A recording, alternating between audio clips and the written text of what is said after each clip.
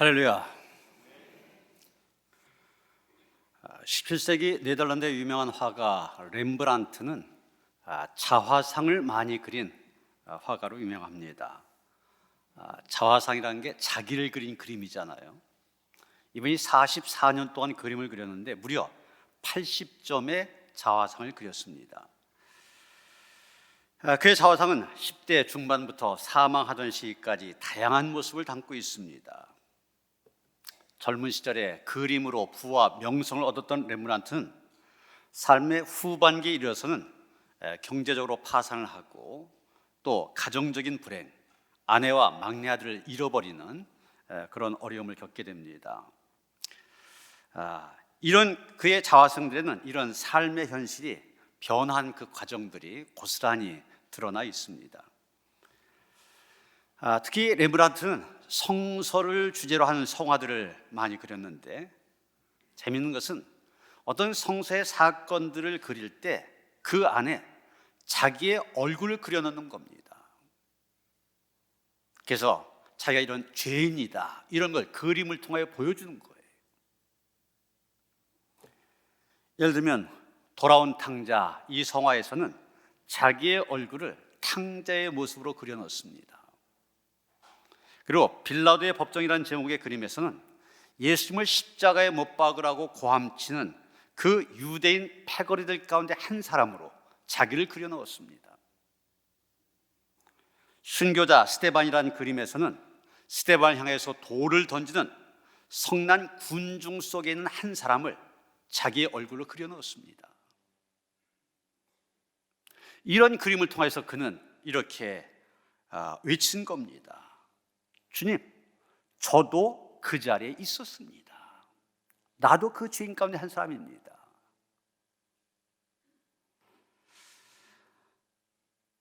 우리가 고난주일에 많이 부르는 찬양 있지 않습니까?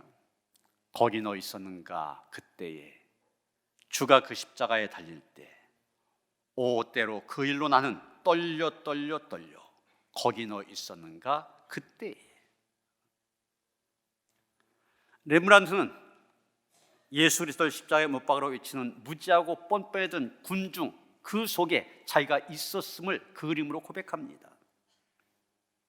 자신의 부끄러움 보지 못하고 남에게 돌 던지는 살인자의 모습 속에서도 자기 자신을 발견하게 됩니다.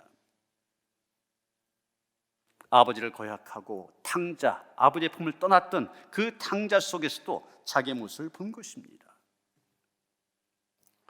오늘 우리는 바로 이 렘브란트가 가졌던 그 심정을 가지고 고난주의를 지키기를 원합니다.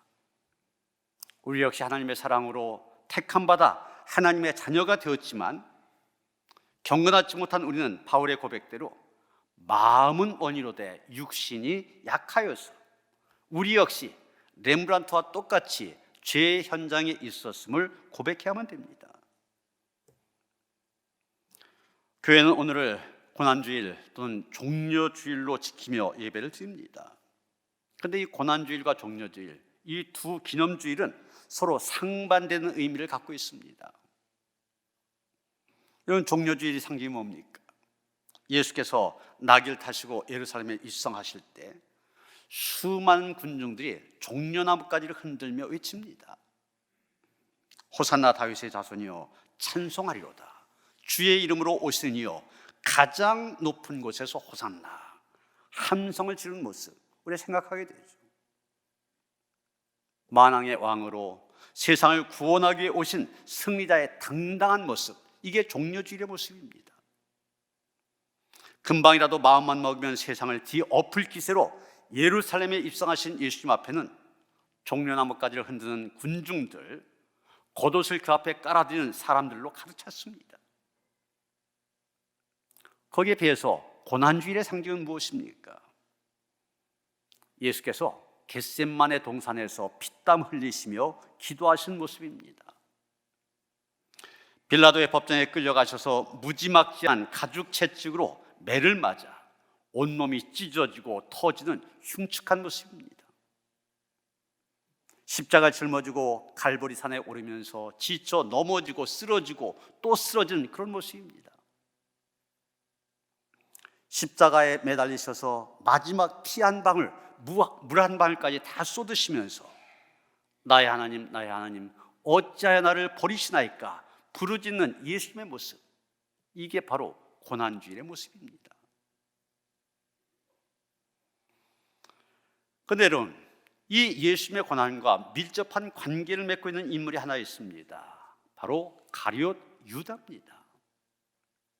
그런데 오늘 본문 14절에 보면 그때 12 중에 하나인 가룟 유다라 하는 자가 이렇게 말하고 있습니다. 오늘 본문 전체적으로 가룟 유다가 예수님을 배신한 장면 아닙니까? 그런데 여기에서 가룟 유다를 가리켜서 12 중에 하나 이렇게 말하고 있습니다. 여러분, 12제자가 누굽니까? 12제자들, 예수님께서 친히 선택하신 핵심 제자들이었습니다. 예수님을 따르는 많은 사람들이 있었습니다. 그 가운데 70명을 택하셨고 또 그 70명 가운데서 골라 뽑은 사람들이 12제자들입니다. 그들은 예수께로부터 권능을 받아 복음 사역을 행했던 사람들입니다. 3년 동안 예수님과 동고동락하며 가르침을 받았던 사람들입니다. 가룟 유다, 그 12 중에 하나란 얘기예요. 가룟 유다 역시 그 성품이나 사명감을 볼 때 예수님의 제자로 적당하다 싶어서 그를 부르신 것입니다. 아니, 적당한 정도가 아닙니다. 예수를 따르는 공동체의 회계를 맡았잖아요. 아무나 돈주머니를 맡깁니까? 책임감이 있고 정직해야만 맡기는 거 아니에요. 그런 면에서 보면 다른 제자들보다 이 가룟 유다 더 뛰어난 사람입니다. 여러 가지 면에서. 그런 사람, 12제자 중에 하나, 오히려 다른 제자보다 뛰어난 가룟 유다가 예수님을 배신하였습니다. 예수님을 배신하게 된 근본적인 동기 무엇입니까? 우리는 누가복음 20장 3절에서 그 단서를 찾게 됩니다. 마태복음에 오늘 본문과 똑같은 얘기가 나오는데 거기에 한마디 덧붙여진 게 있습니다. 뭐라고 했냐면 12 중에 하나인 가룟인이라 부르는 유다에게 사탄이 들어가니. 마태복음에 없는 한마디가 더 들어가 있습니다. 사탄이 들어가니. 누가복음은 12제자 중에 하나인 가룟 유다가 예수님을 배신하게 된 근본적인 동기, 바로 사탄으로 말미암았음을 증거하고 있습니다. 사탄이 그의 마음에 예수님을 팔려는 생각을 심어놓은 것입니다. 그런데 여러분, 첫사람 아담으로부터 시작하여 지금까지 사탄과 죄의 유혹을 받지 않는 사람 단 한 사람도 없습니다. 여러분, 사탄은 불의한 불신자들만 죄로 유혹한 것이 아닙니다. 사탄이 심지어 예수님까지 유혹했잖아요. 광야에서 3가지 시험까지 하면서 유혹을 했습니다. 그러게 12명의 핵심 제자 가운데서 추악한 배신자가 나왔다는 사실, 그렇게 놀랄만한 일이 아닙니다. 사탄은 남녀노소, 신앙의 연륜, 또 그가 어떤 직분을 가졌느냐, 이것과 상관하지 아니하고 누구에게나 역사하여 유혹을 합니다. 아무리 독실하고 경건한 성도라 할지라도 조금만 방심하고 깨어있지 못하면 사탄의 유혹에 넘어가 실족할 수밖에 없는 것입니다. 우리는 성경에서 그런 사례 수없이 볼 수 있지 않습니까? 믿음의 조상이라고까지 불려진 아브라함, 그의 신앙의 연륜이 오래되었을 때 거짓말이라는 죄 때문에 실족하게 됩니다. 구약의 대표적인 인물 모세, 출애굽한 이스라엘 가나안 땅으로 인도할 때 혈기 때문에, 잠깐 참지 못한 그 혈기 때문에 실족하였습니다. 다윗 역시 통일왕국의 왕이 되었을 때 우리아의 아내 때문에 실족하게 되었고, 솔로몬도 말년에 이방 여인들을 인하여 우상 숭배자로 타락하는 그런 실족을 했었습니다. 그래서 고린도전서 10장 10절 보면 사도 바울 이렇게 우리에게 교훈합니다. 선줄로 생각한 자는 넘어질까 조심하라. 죄로 인한 실족, 직분의 경중은 물론이고 신앙의 연륜과 전혀 상관이 없다는 사실 잊지 말아야만 됩니다.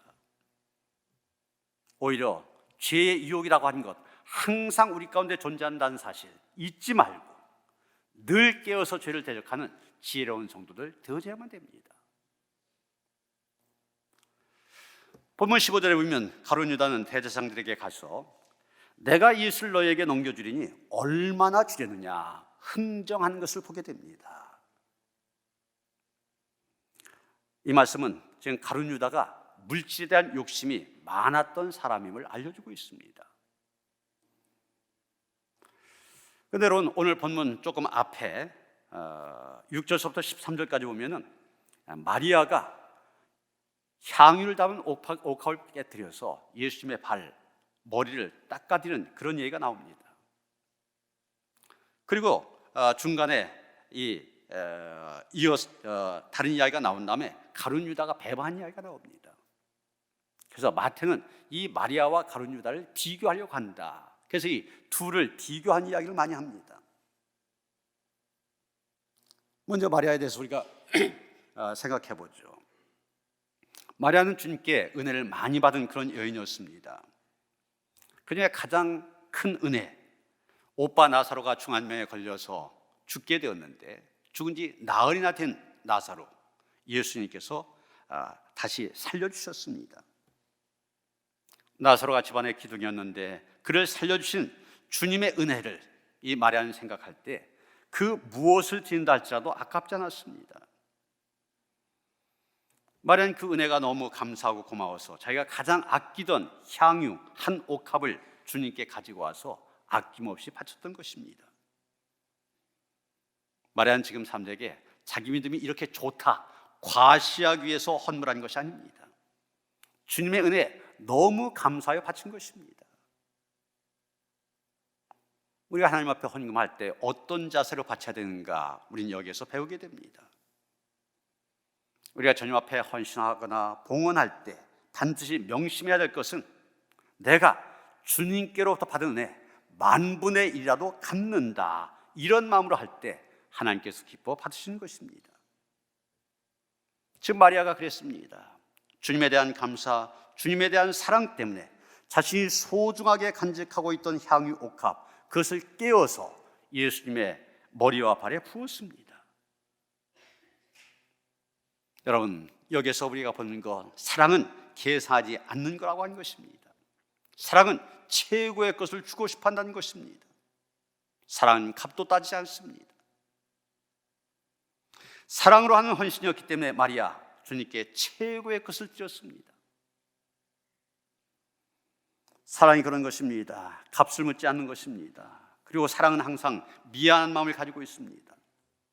더 주지 못해서 미안하고 더 잘해주지 못해서 미안한 마음, 그게 사랑인 것입니다. 결혼 앞둔 남녀가 어느 날 백화점에 가게 되었습니다. 이런 서로 사랑하기 때문에 결혼까지 약속하게 되었고, 사랑하는 처지니까 좋은 것 사주고 싶지 않겠습니까? 그래서 예비 신부 잔뜩 기대에 부풀어 따라다닙니다. 그런데 이 남자가 물건마다 가격을 보더니, 야, 너무 비싸다, 좀 더 싼데 다른 데 가보자. 계속 그러면서 이리저리 끌고만 다니더란 거예요. 결국 이 화근되어 두 사람 헤어지고 말았다는 것입니다. 사랑이라고 하는 것은 원래 값을 묻지 않는 것입니다. 지금 마리아의 심정이 그랬습니다. 여러분, 예수님 우리를 사랑하셔서 자기의 모든 것을 다 주셨습니다. 하늘 보좌의 영광도 다 내어놓으셨습니다. 자기의 생명도 아끼지 아니하시고 다 주셨습니다. 우리가 정말 그분을 사랑한다면 우리는 최고의 것을 드릴 수밖에 없습니다. 값을 따지지 아니하고 아낌없이 주는 것이 사랑이기 때문입니다. 여러분, 마리아는 그랬습니다. 그런데 이런 마리아와 비교할 때 가룟 유다는 어떻게 하였습니까? 마리아가 한 것을 보고 말합니다. 왜 그 값비싼 향유, 가난한 자를 구제하는 데 쓰지 않고 예수님의 발에다가 쏟아서 그것을 낭비하느냐 화를 냈습니다. 마리아가 부어버린 그 향유값 가롯 유다의 계산대로 하면 300데나리온 된 것입니다. 여러분, 한 데나리온이 보통 노동자들의 하루 품삯. 그러면 300데나리온 그러면 노동자들이 1년을 거의 쓰지 않고 모아야만 모을 수 있는 대단한 액수의 돈입니다. 가룟 유다는 그 엄청난 돈을 쓰는 용도가 틀렸다고 비판하고 있습니다. 사실 가룟 유다의 말 이해가 될 수도 있습니다. 그 돈 가지고 가난한 자들에게 쌀 한 포씩 돌린다면 300명 이상에게 혜택을 줄 수가 있습니다. 불안한 학생들에게 장학금을 준다면 수십 명에게 혜택이 돌아갈 수 있을 것입니다. 그런 측면에서 생각하면 정말 아까운 일입니다. 그러나 예수께서는 비판하고 있는 가룟 유다를 야단치셨습니다.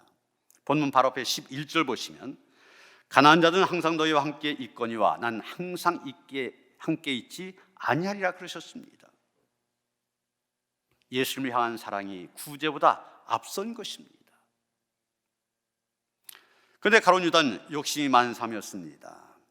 지금 말로는 가난한 자를 위하는 것처럼 보이지만 사실은 자기 욕심 때문이었습니다. 그걸 어떻게 할 수 있냐면 같은 얘기가 나오는 요한복음 12장 6절이면 가룟 유다에 대해서 평가한 말이 나옵니다.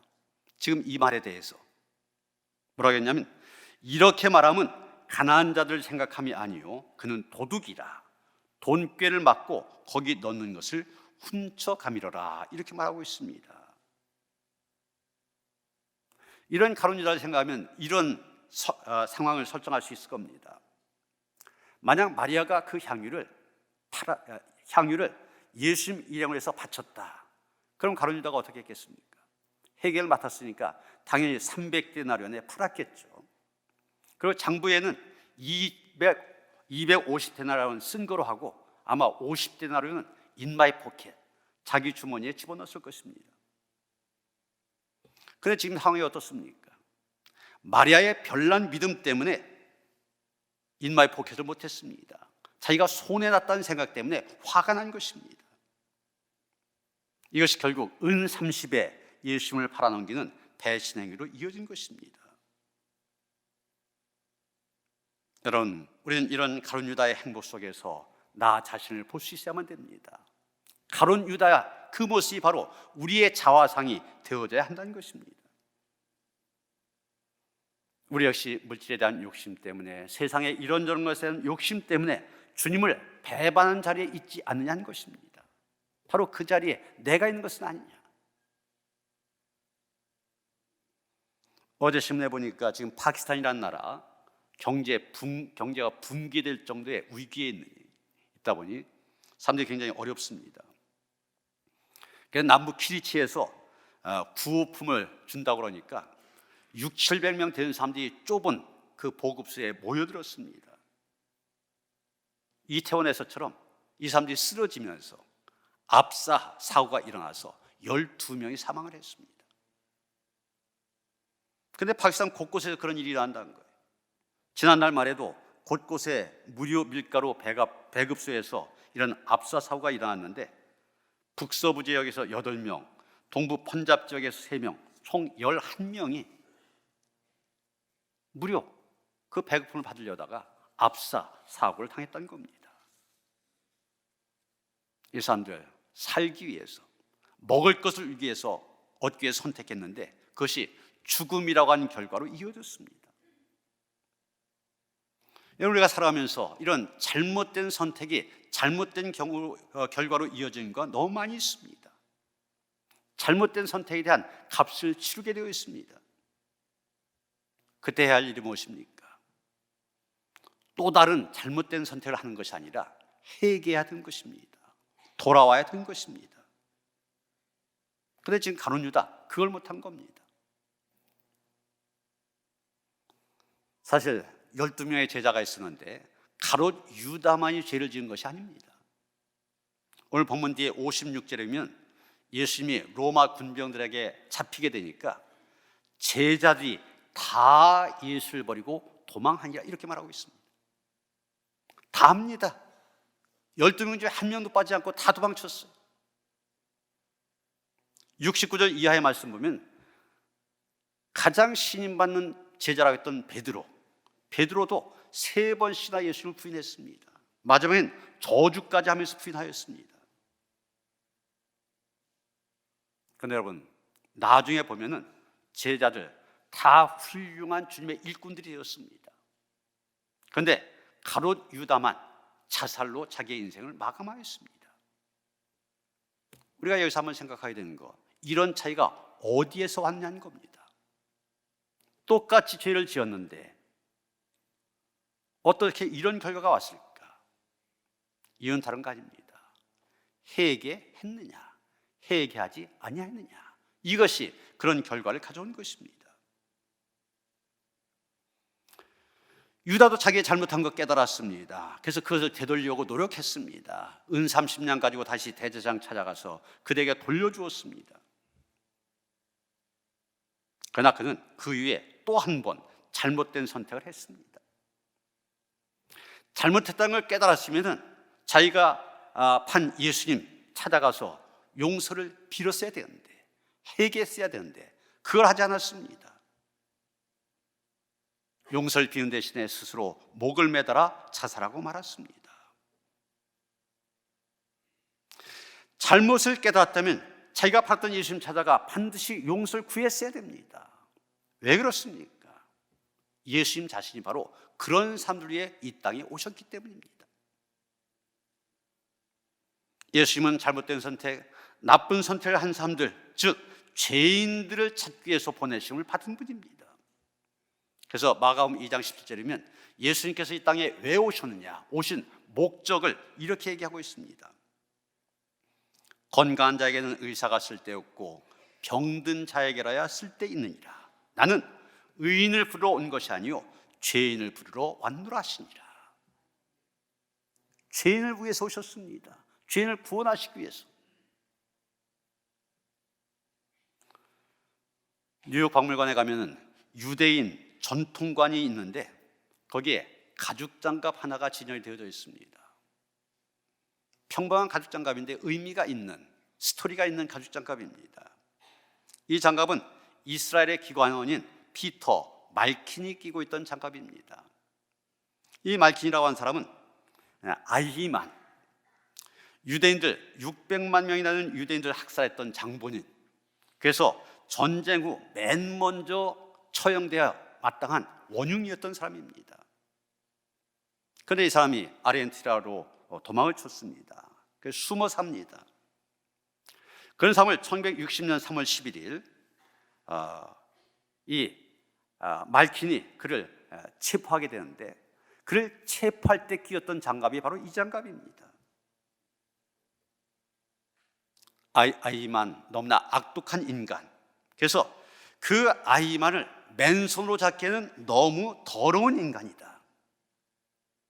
저 더러운 자를 손으로 만지기 싫어서 장갑을 끼고 붙잡은 다음에 그 장갑 뉴욕 박물관에 보내서 전시하게 했던 것입니다. 그런데 여러분, 한번 우리가 이렇게 상상을 한번 해보시겠습니다. 만약 예수님이 부활하신 다음에 가룟 유다가 부활하신 주님께 다가간다면 예수님께서 과연 그를 만지기 싫어서 장갑을 끼고 유다를 만졌겠습니까? 아닙니다. 예수님은 끼고 있던 장갑도 벗어던지고 유다를 껴안았을 것입니다. 유다를 구원한 길이라면 예수님 어떤 장애물에도 구애받지 않으셨을 것입니다. 가끔 우리 주변에 보면은 지울 수 없는 죄책감으로 괴로워하는 사람들이 있습니다. 다른 죄는 용서받아도 내가 지은 이런 죄는 도저히 용서받을 수 없어, 그렇게 스스로 단죄하고 괴로워하는 사람들입니다. 그러나 착각입니다. 오해입니다. 예수님은 어떤 죄라도 주님께 나와 회개하면 용서하시고 다시 세워주십니다. 그것이 바로 십자가가 상징하는 의미가 아닙니까? 십자가는 모든 죄를 다 푼다는 의미입니다.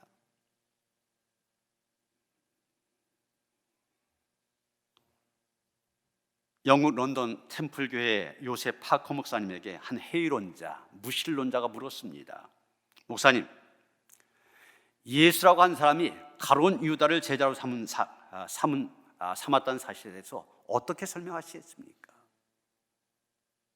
자신을 배반할 유다를 제자로 삼은 거 예수님의 실수가 아니냐, 비아냥거리는 의미에서 질문한 겁니다. 그때 파커 목사님 이렇게 대답했습니다. 내게는 이것보다 더 큰 문제가 있습니다. 나는 예수님이 왜 유다를 제자로 선택했는지 모릅니다. 그러나 내게 더 큰 문제는 왜 예수께서 요셉 파커, 왜 자기를 선택하셨냐 이것입니다. 이렇게 대답했던 얘기입니다. 가룟 유다보다 더 많은 죄를 지은 나를 왜 예수님이 택하셨는지 그것이 더 큰 의문이라는 얘기죠. 여러분, 이 파커 목사님처럼 우리는 가룟 유다의 이야기가 바로 우리의 이야기임을 알아야만 됩니다. 우리 역시 똑같이 잘못된 그릇된 선택을 합니다. 그런데도 주님은 우리를 택해 주셨습니다. 그리고 회개할 때 용서해 주시고 새 사람으로 세워주십니다. 렘브란트는 그런 자신의 모습을 안타깝게 여겨 스데반에게 돌 던지는 군중 속에 자신의 얼굴을 그려넣었고, 예수님을 십자가에 못 박으라고 외치는 군중 속에 자기의 얼굴을 그려넣었습니다. 돌아오는 탕자의 얼굴도 자기 얼굴로 그려넣었습니다. 바로 그릇된 잘못된 선택을 일삼고 있는 자신의 모습이 그 모습이기 때문입니다. 그러나 예수님 우리가 돌아올 때 용서하십니다. 맨손으로 우리를 껴안으실 것입니다. 십자가 위에서 다 이뤘다 선하신 예수님, 그 속에 나도, 나 같은 죄인도 포함이 되어져 있습니다. 여러분, 가룟 유다에게서 우리의 모습, 우리의 자화상을 보고 그러한 죄인도 용서하시고 새롭게 세우시는 십자가의 능력을 힘입어 믿음의 사람으로 우뚝 설 수 있게 되기를 주님의 이름으로 축원합니다. 고난주일 가룟 유다에게서 우리의 모습을 보게 됩니다. 죄인된 우리들, 그러나 그런 우리도 주님께서는 품으시고 우리의 죄를 용서하시고 새롭게 하심을 믿습니다. 은혜의 주님 앞에 나와 싸우니 우리를 받아 주시옵소서. 새로운 피조물 되어 살아가게 하시옵소서. 예수 그리스도 이름 받들어 기도하여 싸움나이다. 아멘.